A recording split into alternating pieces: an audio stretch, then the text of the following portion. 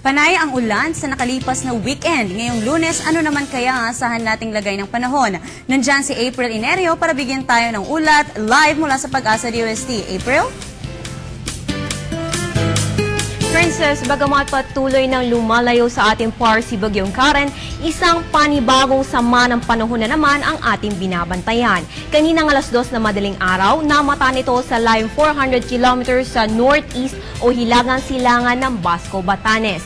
Ayon kay Pag-asa weather forecaster Nikos Peñaranda, ay napakaliit naman ang tsansa nitong maging isang tropical depression at mataas ang tsansa nitong mag-dissipate o malusaw sa mga susunod na araw. Hanggang sa ngayon ay nakataas pa rin ang gale warning sa northern seaboards ng northern Luzon, kaya't inaabisuhan ang mga mangingisda dyan sa mga baybayin ng Ilocos Norte, Cagayan at Isabela na huwag munang pumalaot dahil sa malalaking alon na dulot ng papalayong si Bagyong Karen at nito ngang sama ng panahon. Sa kaugnay na balita, umiiral pa rin ang hanging habagat na patuloy na nakakaapekto sa Southern Luzon at Western Visayas.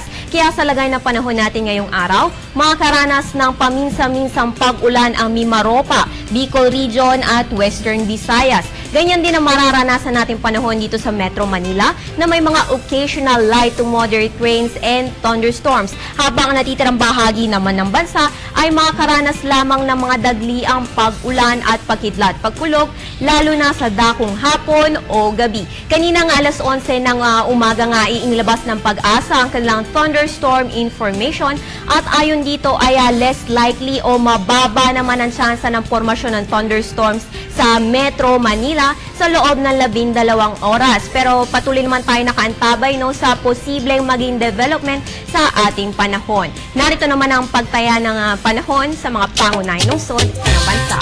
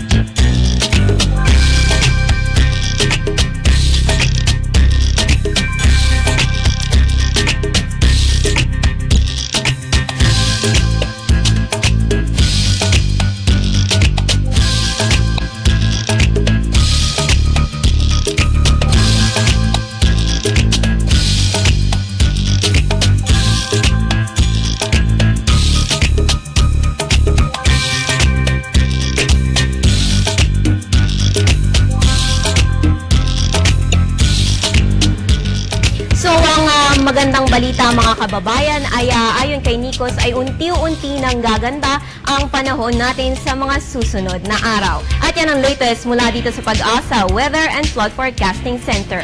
Para sa Telebisyon ng Bayan, April and Nerio.